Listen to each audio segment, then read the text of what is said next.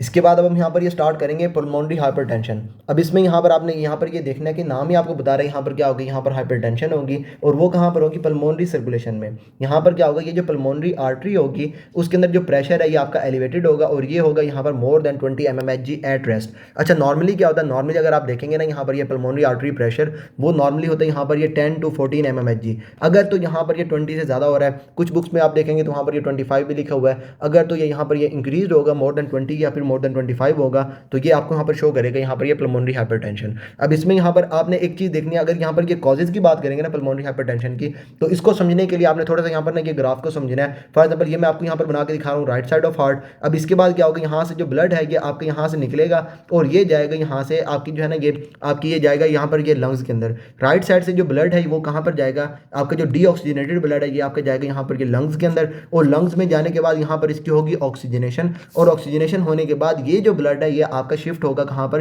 Left side पे, और वो आपकी कौन यहाँ पर चलें जो भी है आपको वहाँ पर लेके आ रही है। यहाँ पर ये फॉर एग्जाम्पल ना ये लेफ्ट साइड आपको मैं बना के दिखा रहा हूँ। अब इसमें यहाँ पर ये ब्लड आया और उसके बाद यहाँ से जो ब्लड है ये आपका निकल गया कहाँ पर, ये एओर्टा के अंदर। अब इसमें यहाँ पर आपको पता है जो हार्ट है उसके अंदर वहाँ पर ये आपके वॉल्स वगैरह भी पड़े हुए हैं। अब अगर आप वहाँ पर देख रहे हैं ना यहाँ पर ये जो सर्कुलेशन पड़ी हुई है, जो यहाँ पर ये आपकी ये पल्मोनरी सर्कुलेशन है, उसमें अगर प्रेशर इंक्रीज हो रहा है तो उसकी कॉजेज क्या है। एक तो यहाँ पर हो सकती है यहाँ पर जो पेशेंट है उसके अंदर वहाँ पर ये जो लंग्स है इसके अंदर प्रॉब्लम है, यहाँ पर जो लंग्स उसके अंदर ना यहाँ पर ये फाइब्रोसिस वगैरह हुई है, यहाँ से क्या होगा, यहाँ पर ये ऑक्सीजन यहाँ पर लंग्स वाली साइड से आपकी जो है ना ये आपकी जो ब्लड है उसके अंदर वहाँ पर कम जाएगी, तो वहाँ पर ये वेजो कंस्ट्रिक्शन होगी, तो वहाँ से क्या होगा, यहाँ पर ये जो वेसल्स हैं आपकी कंस्ट्रिक्ट कर जाएंगी, और उससे क्या होगा, यहाँ पर ये पल्मोनरी हाइपरटेंशन चल रही होगी, आपके यहाँ पर जो है ना ये प्रेशर इंक्रीज होगा, रेजिस्टेंस इंक्रीज होगी, तो उससे यहाँ पर एक हो सकता है। इसके अलावा क्या हो सकता है, यहाँ पर ये जो लेफ्ट हार्ट है उसके अंदर कोई भी प्रॉब्लम है, तो उससे क्या होगा, यहाँ पर ये जो लेफ्ट हार्ट है जब उसके अंदर कोई भी प्रॉब्लम होगी, फॉर एग्जाम्पल यहाँ पर जो लेफ्ट हार्ट है इसके अंदर डायस्टोल सही से नहीं हो रहा, सिस्टोल सही से नहीं हो रहा, या उसके अलावा यहाँ पर ये जो वाल्व्स पड़े हुए हैं इसके अंदर कोई भी प्रॉब्लम है, तो ये भी क्या करेंगे, बैक साइड पे प्रेशर को इंक्रीज करवा के यहाँ पर ये पल्मोनरी हाइपरटेंशन करवा रही होंगी। या उसके अलावा हो सकता है एक तो होगी यहाँ पर ये लंग पैरेन्काइमा, उसके अंदर वहाँ पर प्रॉब्लम हो सकती है, लंग्स के अंदर कोई डिजीज हो, या इसके अलावा यहाँ पर हो सकता है कोई भी थ्रोम्बस आके यहाँ पर जो है ना उसने वहाँ पर ये अक्लूड कर दिया, यहाँ पर ये क्रोनिक थ्रोम्बोएम्बोलिक इवेंट्स हो रहे हैं पेशेंट के अंदर, और वो भी क्या करवाएंगे, यहाँ पर ये वेसल्स को जहाँ करना ऑब्स्ट्रक्ट करेंगे, वही दोबारा से यहाँ पर जो है ये वेजो कंस्ट्रिक्शन होगी, और जो पेशेंट उसके अंदर वहाँ पर ये रेजिस्टेंस इंक्रीज हो रही होगी। या उसके अलावा यहाँ पर ये मल्टीफैक्टोरियल हो सकता है, ये आपका वहाँ पर ये पल्मोनरी ये जो है ना ये एक तो यहाँ पर क्या इडियोपैथिक है, जिसमें यहाँ पर जो पेशेंट है उसके अंदर ये जो आर्टरीज होंगी इसके अंदर वैसे ही यहाँ पर क्या होगा, यहाँ पर हाइपरटेंशन होगी। इसमें क्या होगा, यहाँ पर ये जो स्मूथ मसल्स होंगे वो आपके ज़्यादा प्रोलिफरेटेड होंगे, तो उसमें से यहाँ पर क्या होगा, जब ये ज़्यादा प्रोलिफरेटेड होंगे तो वेजो कंस्ट्रिक्शन आपकी ज़्यादा होगी, वेजो डायलेटर यहाँ पर कम होंगे, तो उससे क्या होगा, यहाँ पर जो पेशेंट उसके अंदर ये हाइपरटेंशन आपको नजर आ रही होगी। अब इस सारे को आपने एक तो कॉजेज को आपको समझ लग गई, कॉजेज में क्या हो सकता है, लेफ्ट साइड पे प्रॉब्लम हो सकती है, यहाँ पर ये वॉल्स के अंदर प्रॉब्लम हो सकती है, लंग पैरेन्काइमा के अंदर प्रॉब्लम हो सकती है, कोई भी थ्रोम्बोटिक इवेंट्स हो सकते हैं पेशेंट के अंदर, या उसके अलावा यहाँ पर जो पेशेंट है उसके अंदर ये कोई भी जीन्स की म्यूटेशन है जिसने क्या किया हुआ है, जो पल्मोनरी सर्कुलेशन है वहाँ पर जो वेसल्स हैं इसके अंदर वहाँ पर कोई भी प्रॉब्लम की हुई है। अच्छा, ये तो कॉजेज हैं, लेकिन इसमें आपने देखना है अफेक्ट कहाँ पर होगा। अफेक्ट जो लंग्स वाली साइड पे ब्लड आ रहा है वो कहाँ से आ रहा है, राइट साइड से। राइट जो आपका है ना राइट हार्ट, उसमें यहाँ पर ये राइट वेंट्रिकल जो यहाँ पर ये सिस्टोल कर रहा है, और जो ब्लड है ये आपका जा रहा है लंग्स में। अगर तो यहाँ पर ये आपकी हाइपरटेंशन होगी तो इसका यहाँ पर प्रेशर किसके ऊपर लगेगा, यहाँ पर ये राइट वेंट्रिकल के ऊपर, और राइट वेंट्रिकल क्या करेगा, जब इसने यहाँ पर ये ब्लड को निकालना है तो राइट वेंट्रिकल क्या करेगा, हर दफा ये क्योंकि हाइपरटेंशन हुई है तो इसको ज़्यादा फोर्स लगानी पड़ेगी, तो इवेंचुअली क्या होगा, यहाँ पर ये जो राइट वेंट्रिकल है इसके अंदर प्रेशर इंक्रीज होगा, और उससे क्या होगा, इसको हर दफा जो है कि ज़्यादा प्रेशर लगाना पड़ेगा, तो ये क्या करेगा, यहाँ पर ये हाइपरट्रोफी कर लेगा, हाइपरट्रोफी होगी, और उसकी वजह से क्या होगा, यहाँ पर आपको नजर आएगी ये स्टर्नल हीव्स, पैरास्टर्नल हीव्स जो है आपको नजर आ रही होंगी, क्योंकि यहाँ पर जो राइट साइड ऑफ हार्ट है वो आपका हाइपरट्रोफी कर चुका है। जब आपका जो हार्ट है ना ये आपका सिस्टोल करेगा, और आपने इसमें क्या करना, आपने यहाँ पर जो चेस्ट है ना इसके ऊपर आपने हाथ लगना, आपकी जो है ना ये राइट वेंट्रिकल वाली साइड पे, आपकी जो है ना ये लेफ्ट साइड, क्योंकि आपको पता है यहाँ पर ये जो आपका हार्ट है ना ये आपका जो राइट वेंट्रिकल है एक तो ये आपका यहाँ पर फ्रंट है और ये आपके लेफ्ट वाली साइड पे है, तो आपने क्या करना है, लेफ्ट जो चेस्ट है वहाँ पर आपने हाथ रखना है, और जैसे ही यहाँ पर सिस्टोल होगी,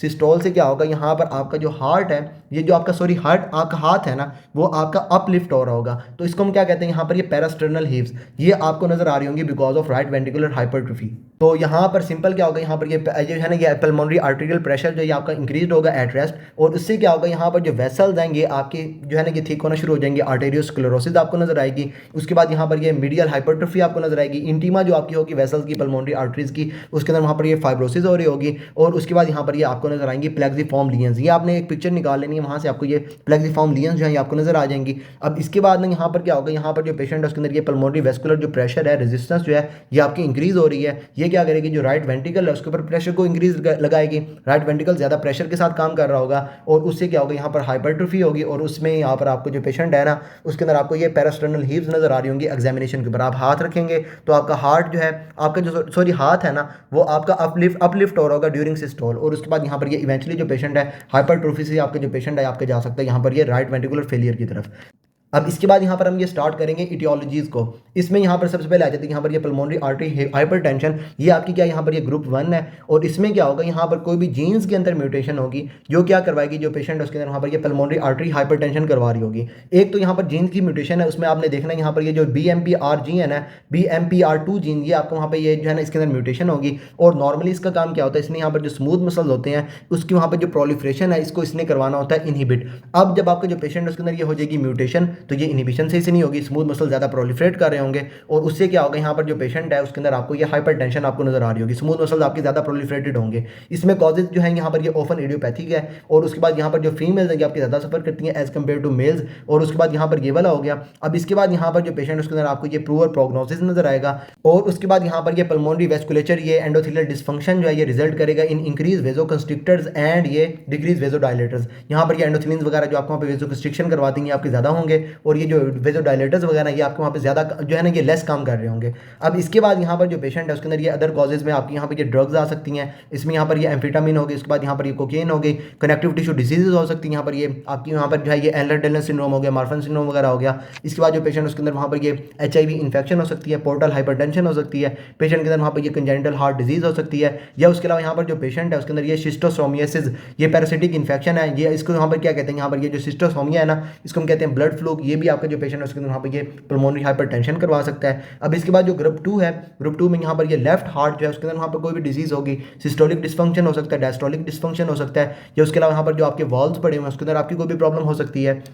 अब इसके बाद ये जो 3 वाला है वो क्या, ग्रुप 3 जो इसमें यहाँ पर ये लंग्स के अंदर भी प्रॉब्लम हो सकती है, लंग्स डिजीज और हाइपोक्सिया हो सकता है, हाइपोक्सिक वेजोकंस्ट्रिक्शन हो सकती है, हाइपोक्सिया होगा उसमें यहाँ पर ये डिजीज में आ सकती हैं, यहाँ पर ये ऑब्स्ट्रक्टिव स्लीप एपनिया हो सकता है, या उसके अलावा यहाँ पर जो पेशेंट है हाई एल्टीट्यूड के ऊपर रह रहा है। अच्छा, लंग्स डिजीज की अगर बात करेंगे तो लंग पैरेन्काइमा के अंदर कोई भी प्रॉब्लम हो सकती है, COPD हो सकता है, लंग्स के अंदर जो है ये इन्फ्लेमेशन हो सकती है, फाइब्रोसिस हो सकती है, हमने ये लास्ट में देखी थी हमारे यहाँ पर ये इंटरस्टिशियल लंग डिजीज उसकी वजह से हो सकता है। तो इसमें भी यहाँ पर जो पेशेंट है उसके अंदर वहाँ पर जब ये लंग पैरेन्काइमा के अंदर कोई भी प्रॉब्लम होगी, फाइब्रोसिस वगैरह चल रही होगी या वेजोकंस्ट्रिक्शन हुई होगी, ये भी प्रेशर को इंक्रीज करवाएगी, पल्मोनरी हाइपरटेंशन करवा रही होगी। अब इसके बाद ये जो ग्रुप 4 है उसमें यहाँ पर आ जाएगी ये क्रोनिक थ्रोम्बोएम्बोलिक इवेंट्स, इसमें ये जो माइक्रोथ्रोम्बाई होंगे वो क्या करेंगे, जाकर वहाँ पर अक्लूड कर रहे होंगे रिकरेंट माइक्रोथ्रोम्बाई, ये क्या करेंगे यहाँ पर जो है ना ये क्रॉस सेक्शनल एरिया जो इसको वहाँ पर ये कम कर रहे होंगे ऑफ ये पल्मोनरी वेस्कुलेचर ब्लैडर, जब यहाँ पर ये जो है ना ये क्रॉस सेक्शनल एरिया कम होगा वहाँ से भी क्या होगा, यहाँ पर ये जो वेसल्स हैं फॉर एग्जाम्पल ये क्रॉस सेक्शनल एरिया अगर यहाँ पर ये कम हो गया तो यहाँ पर ये पहले एक बड़ा पाइप था अब ये छोटा सा पाइप हो गया, तो यहाँ से भी क्या होगा, यहाँ पर ये पानी सही से नहीं गुजरेगा